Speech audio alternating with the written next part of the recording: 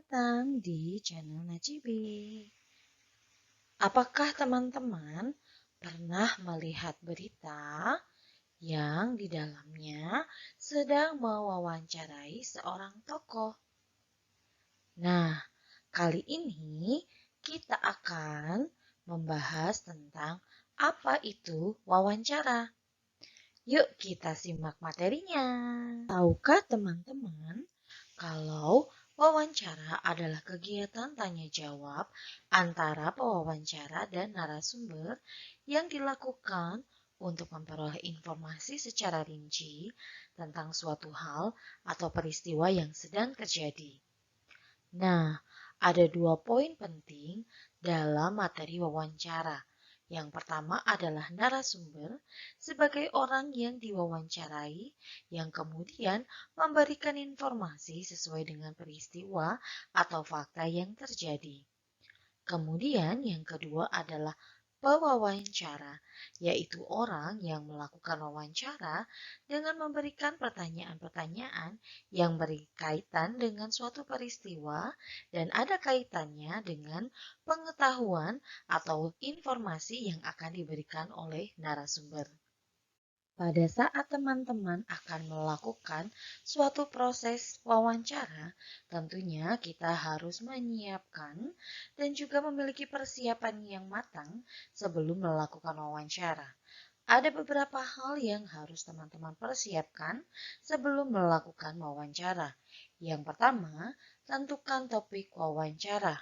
Di dalam topik wawancara tentunya ada beberapa hal atau informasi yang ingin diketahui. Maka topik wawancara bertujuan untuk memfokuskan segala pertanyaan yang akan diajukan kepada narasumber. Yang kedua, membuat daftar pertanyaan yang akan kamu ajukan saat wawancara. Lalu, tentukan narasumber yang akan diwawancarai. Sebelum melakukan wawancara, tentunya kita harus menentukan narasumber yang tepat. Tahukah teman-teman bahwa informasi yang akan diberikan oleh narasumber sangat penting bagi kita yang mewawancarai untuk mendapatkan informasi atau fakta yang akurat. Maka pemilihan narasumber yang akan kita wawancarai tentunya akan berdampak kepada informasi yang akan diperoleh. Lalu, apa saja sih syarat-syarat untuk narasumber yang akan kita wawancarai? Nah, berikut syarat-syaratnya. Yang pertama, memiliki pengetahuan di bidang tertentu yang berkaitan dengan topik wawancara yang akan dilakukan. Yang kedua, memiliki keahlian tertentu dalam suatu bidang yang berkaitan dengan topik.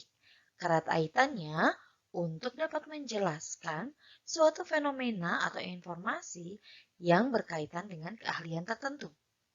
Yang ketiga, mengalami secara langsung atau terlibat dalam peristiwa yang berkaitan dengan topik.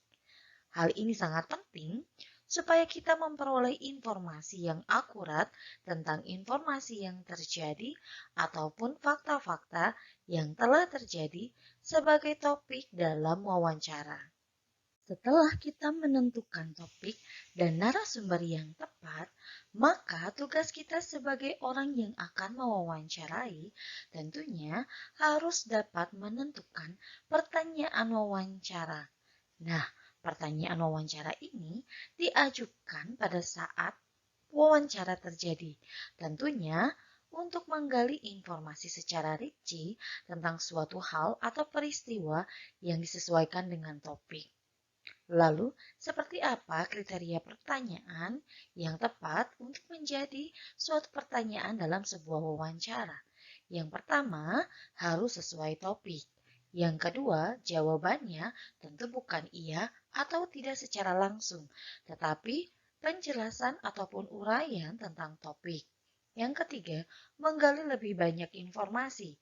Jika tadi narasumber harus sesuai dengan profesinya atau keahlian tertentu, tujuannya untuk menggali lebih banyak informasi yang memang dibutuhkan dan memang harus dijelaskan dalam suatu wawancara. Kemudian yang keempat, selalu menggunakan kalimat tanya. Tentu teman-teman tahu adanya adik Simba.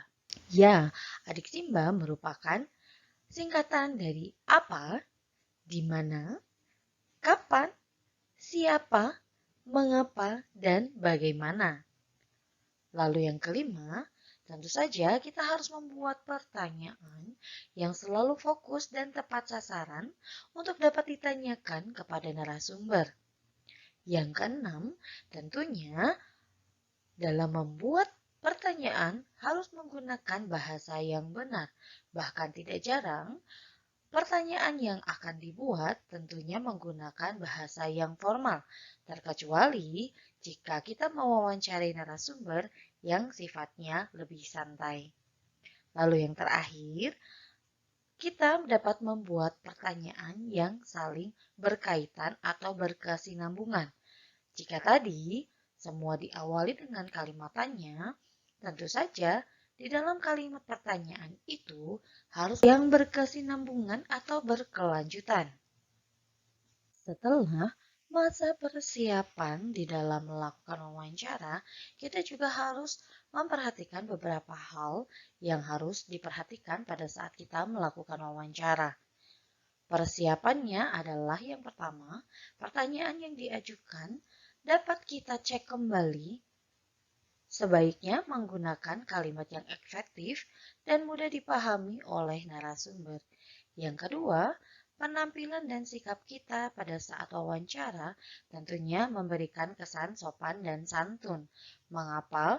Supaya pada saat wawancara, topik yang diberikan dan juga sikap kita dapat selaras sehingga narasumber menjadi nyaman pada saat kita mewawancarai. Nah, yang ketiga adalah hal yang paling terpenting pada saat narasumber memberikan penjelasan atau informasi yang dibutuhkan, yaitu kita tidak boleh menyela narasumber pada saat memberikan penjelasan. Kenapa begitu? Karena bisa saja narasumber menjadi lupa terhadap fokus informasi yang akan diberikan. Jadi, jika hal-hal yang sudah diperhatikan telah dipersiapkan dengan baik, tentu juga kita harus memperhatikan pada saat kita melakukan wawancara dan berlangsungnya wawancara. Yang pertama, kita dapat memulai pembicaraan dengan sapaan yang ramah.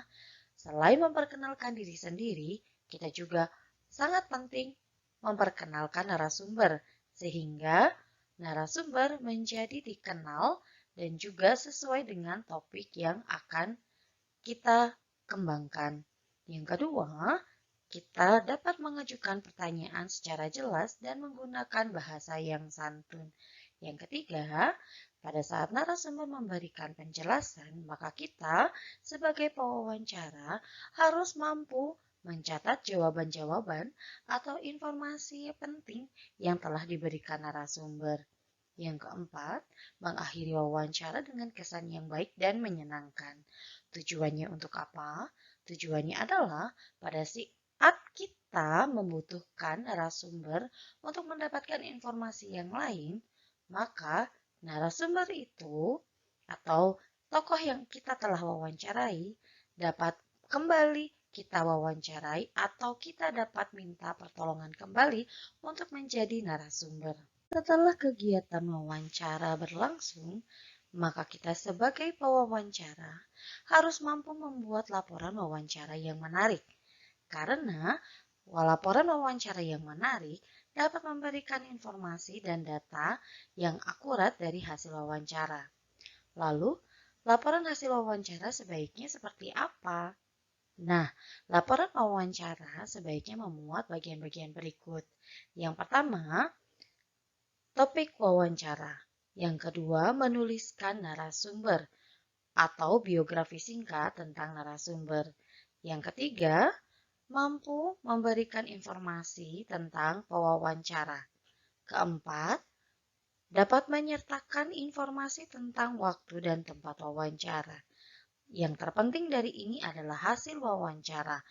Hasil wawancara berupa informasi juga sangat penting dalam wawancara ini. Lalu yang terakhir, kita sebagai pewawancara mampu menyimpulkan data dan juga hasil wawancara yang telah kita peroleh. Lalu, kesimpulannya seperti apa? Kesimpulan hasil wawancara merupakan keseluruhan isi wawancara yang telah dilakukan bersama narasumber.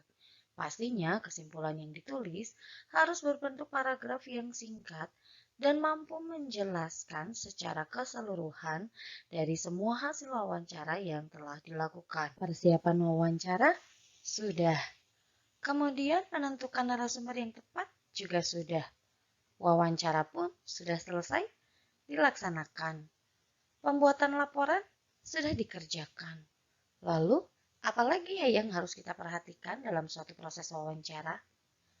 Nah, langkah terakhir dalam proses wawancara adalah memastikan kebenaran informasi dengan cara meminta tanggapan atau saran dari orang lain.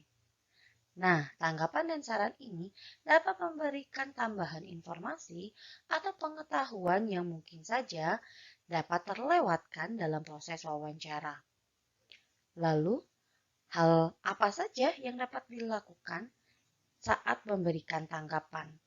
Tentunya orang yang memberikan tanggapan sudah membaca hasil wawancara secara utuh dan tidak terpotong-potong sebagian. Yang kedua, harus memperhatikan hal-hal penting yang ada di dalam wawancara. Yang pertama, ketentuan pertanyaan yang baik. Yang kedua, kelengkapan jawabannya. Dan yang ketiga, kesesuaian jawaban dengan topik. Nah, tanggapan atau saran ini tentunya harus memberikan hasil yang positif. Jika kita mendapatkan feedback yang negatif, maka yang harus kita lakukan adalah mengecek kembali hasil dari pembuatan laporan wawancara dan juga kesimpulan. Dan kita dapat meminta orang yang lebih ahli atau juga pendapat dari narasumber tentang hasil wawancaranya. Nah, bagi teman-teman yang tertarik dengan dunia entertain, khususnya menjadi MC ataupun pembaca berita, tentunya harus dapat memastikan wawancara atau teman-teman harus paham bagaimana mewawancarai dan prosesnya dengan baik. Tentunya dalam wawancara memang harus diperhatikan detail-detailnya supaya kita juga dapat mendapatkan informasi dan juga data yang akurat. Nah, sampai sini dulu materi tentang wawancara kali ini. Kita akan bertemu kembali dengan materi yang lebih menarik. Sampai jumpa dan terima kasih.